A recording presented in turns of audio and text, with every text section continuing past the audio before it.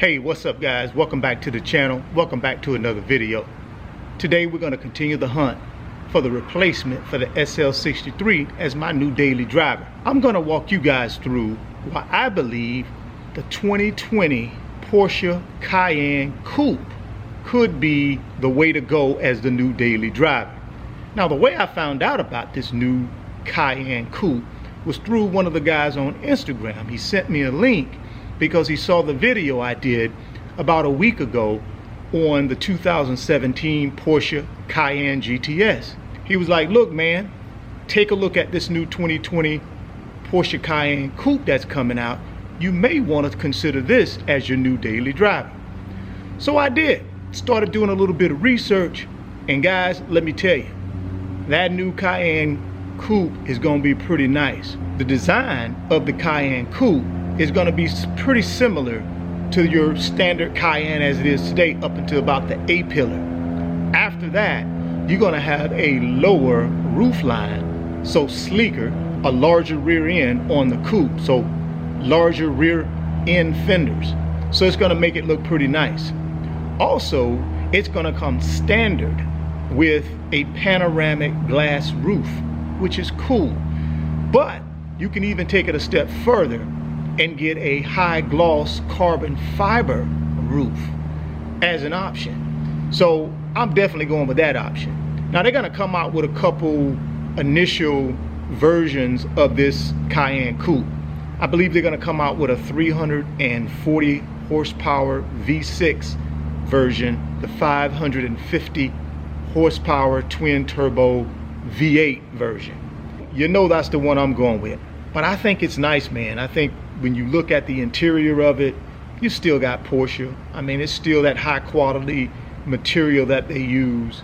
Really nice infotainment center as well. I think what they're going with on this new Cayenne Coupe is to make it more like the 911. This particular coupe is going to be competing with the BMW X6 Coupe, the Mercedes AMG GLE Coupe, and the Audi Q8 Coupe. So what do you guys think? Should this be the new daily? I'm not quite sure when it's going to come out, but I would imagine it's going to come out sometime in 2020. I should be able to get one right away when they start manufacturing them. I've already contacted my guys at my local Porsche dealer here in my hometown, and I'm ready to go. So, but drop me your comments, guys. I'm really curious to know what you guys think about this 2020 Cayenne Coupe. Like I mentioned earlier, I'm going to get the V8 twin turbo 4.0 liter version. So it's going to be a monster. I like it because it's sleeker, it's smaller, it's larger than the Macan. I know some people I've read online saying it's just like the Macan, but it's actually larger than the Macan, but smaller than your standard Cayenne. I think it looks good. So like I said, guys, drop me some comments. Let me know what you think. Now, you know, guys, we've already looked at the M5. We also looked at a Cayenne GTS. We've looked at a Porsche Panamera Turbo. We're going to be looking at a couple of more, one from Mercedes, which is the Mercedes E63S AMG, and we're going to be looking at the Audi RS7. And I'm going to go down to Naples and look at a Maserati Gran Turismo as well. Couple other things going on the channel, man, is, you know, we're in the hunt also for a couple new supercars. I put some videos out. One of them I'm thinking about getting is the 2020 Supra, Toyota Supra.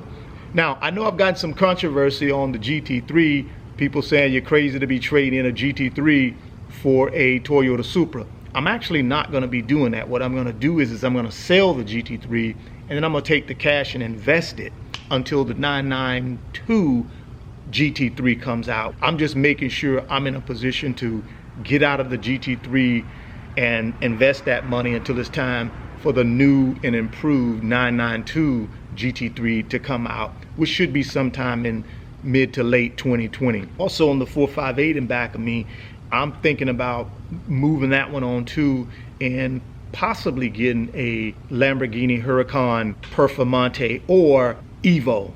I put a video out a couple days ago outlining that, asking you guys for some feedback on that particular car as well.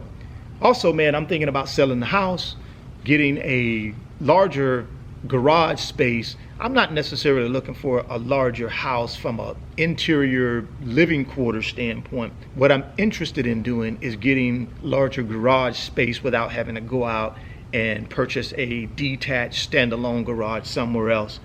So I'm thinking about that as well. I'm looking at a few options. As soon as I narrow that down, I'll take you guys on that journey with me too, to buy a new house so that we can make room for all these new cars that'll be coming. The way I'm able to do all this is through creating additional streams of income. I've gotten a couple comments where guys are saying, well, why are you buying all these depreciating assets? Why won't you invest the money? Well, guys, that's what I do. That's the reason I'm able to afford these cars, is because I've been investing in appreciating assets for many years in order to put myself in a position later on in life where I can splurge and do some of the things I want with cars and not feel guilty about it. I'm a financially astute individual. I'm not going to do anything that's going to create a financial strain on myself or my family. I've carefully planned this for many years before I eventually started buying cars. So I just didn't wake up one morning and said, hey, you know, I'm gonna take all of my money and buy cars and not plan for the future. Nah, it wasn't like that. I planned this out many years ago, and I just executed it. And now I'm to the point where I'm able to enjoy some of the fruits of my labor. So thank you for your comments and all of your suggestions and your concerns about my financial situation, but I'm doing just fine. You know, I'm a firm believer in at some point you make this money, but at some point you got to also spend it. Don't get caught up in just always thinking about saving and never spending any money. I'm a big believer in you definitely cannot take this money with you.